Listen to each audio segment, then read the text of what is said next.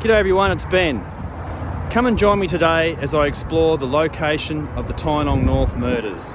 I've been given exclusive permission to come onto the private property and visit the location where Bertha Miller, Anne-Marie Sargent and Catherine Headland were found on the 6th and 7th of December 1980. So come and join me and let's see what we can find.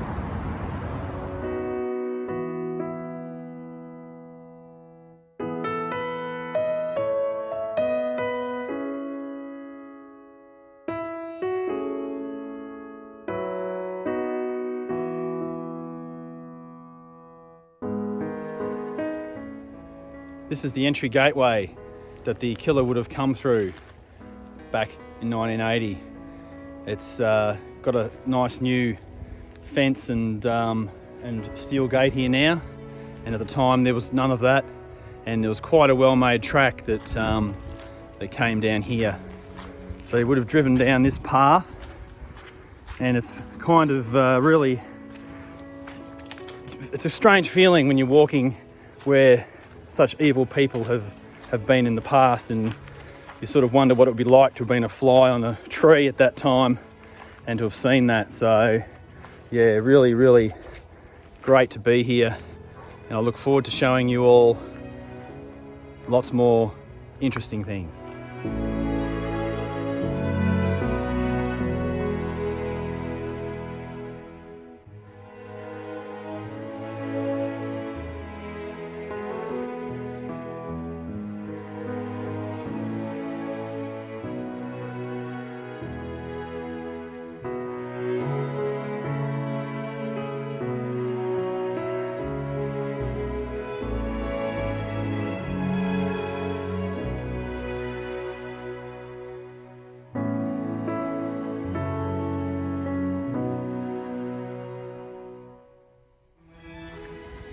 This is the road that leads down to the old sand quarry. Down this track, a serial killer deposited 3 poor ladies. This tree, where there's a fork of 3, marks the entry point to where the bodies were located. It's changed a bit today. There's now a driveway that comes through that area, but that wasn't there. And leading straight down to that black tree in the middle of the screen is the area where the bodies were located. And I'll walk down there now, and we're going along the exact same path that the killer would have dragged his poor victims all those years ago, over 40 years ago now. It's been so long that this case has been unsolved, and the area is going to change in the future. And it's great to come here today and capture what it looks like now in 2021. It actually is very similar to what it was like in 1980, although it has been cleared out and the tea tree's been taken. All the main trees are still here. So it's very surreal to be in this location at this time on this particular day. And it was a bit of a sad feeling in this area, but at the same time it's still a beautiful and pleasant place that's full of wildlife, foxes, deers, kangaroos, echidnas, ants, bird life is unbelievable, and it is really now returning to a place of peace. Catherine Headland was found in this area here where I'm standing, and it really is such a beautiful location. It really is. There's a great sense of peace here now, and I think that those souls have moved on to other places, and I really think about what they went through in their final hours of life, that they ended up here in this location. And a little bit further over this way is where Bertha Miller and Anne-Marie Sargent were. So back in the day it was all full of grass and tea tree, and all of that's been cleared out. But over in this area here behind me is where Anne-Marie and Bertha were located. So they were about 30 metres in from the top of the track, and about 14 metres separated the bodies. And Bertha was out here first. She disappeared on the 10th of August 1980, and Catherine Headland disappeared on the 28th of August 1980, and Marie Sargent on the 6th of October. So on those days, or around those times, they were brought out to this location, and I'm standing right in the epicenter of it today. When the police came out here on the 6th, they arrived later in the afternoon, so they didn't have a whole lot of time to really investigate. And on that first day, on the 6th, that was when the two bodies were discovered by the two men, Graham Brenchley and Tom Luby, who were dropping off offal at that time in this location to attract foxes. So by the time they reported that to the Bunyip Police, who then reported it to the CID in Pakenham, who then in turn contacted the homicide squad, it was late afternoon by the time they came out here.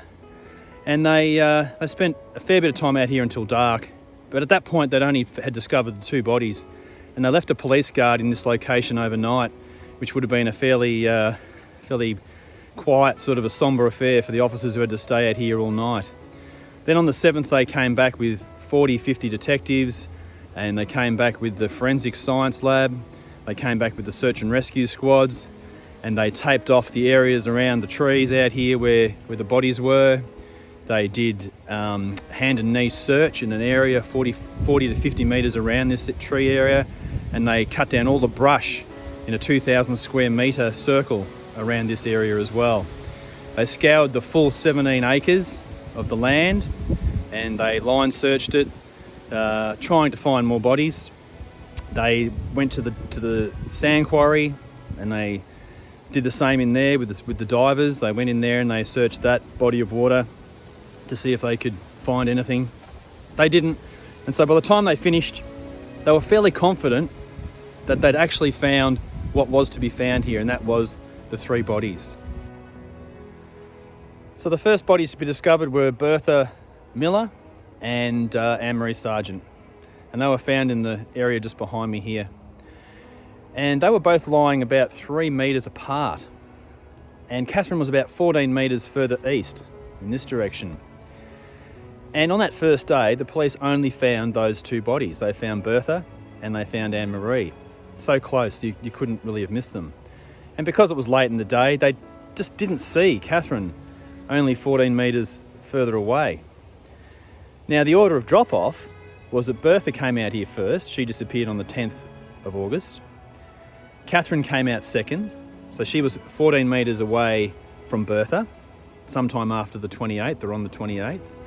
And then on the 6th of October, the killer comes back out here again with Anne-Marie, and he puts her 3 metres away from Bertha Miller. So it's a very bizarre sort of a way they were laid out. And they were laid out and they had their right arms across their chest, and their left arms were down and slightly bent next to them, and they were laying on their backs with the chest facing up. All three of them were like that. So Bertha was fully clothed, even with her undergarments, but she had lost her shoes and her handbag. The two young girls were both naked. So it may say something about what happened to the young girls as opposed to Bertha, and there really is a strange mix of ages there, 14, 18 and well into her 70s for Bertha. So we can all theorise about what happened and you know, whether it happened here on location or whether they were killed elsewhere and simply dumped. It's just pure conjecture to try and draw a conclusion until some other evidence presents itself.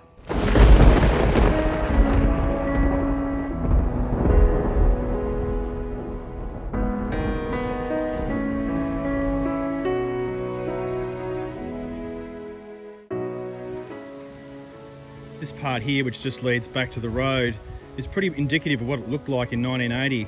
There's all these tussocks everywhere, and they've got ankle-breaking sticks and debris everywhere.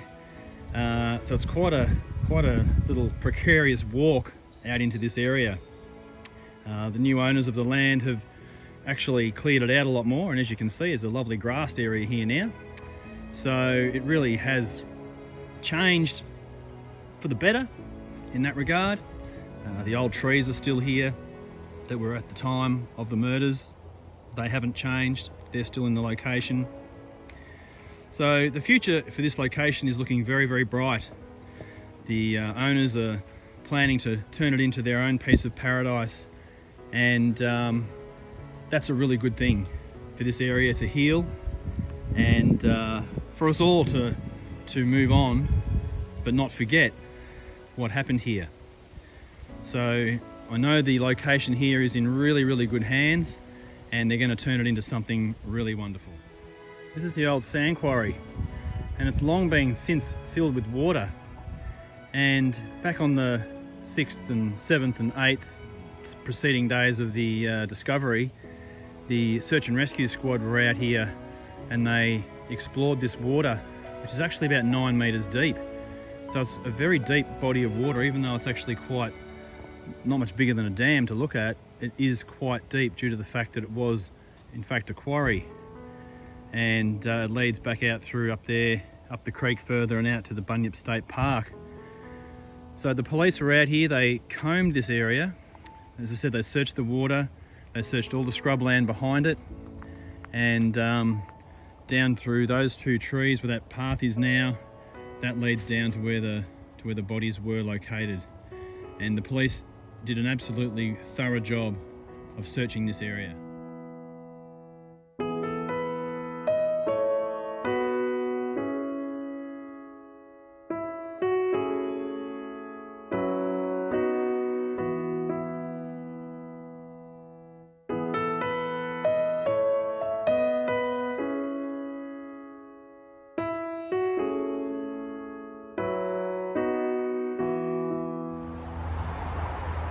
I'm now standing in the area where Narramul Stevenson was found, and it really is in a very busy public location.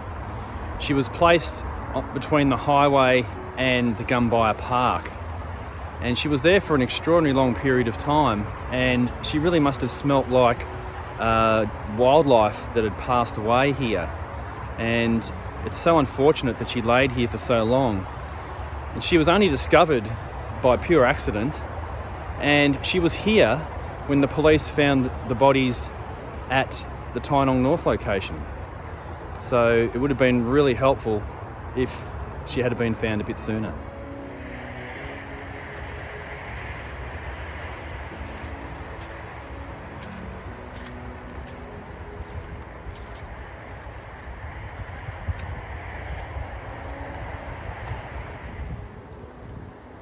This shot here really does illustrate how close Narramul was to the Gumbaya Park, and as you can see now, it's Gumbaya World with very huge amusement rides. So she's found over here to the left, and the park's just back there on the right. So she really was right there all along.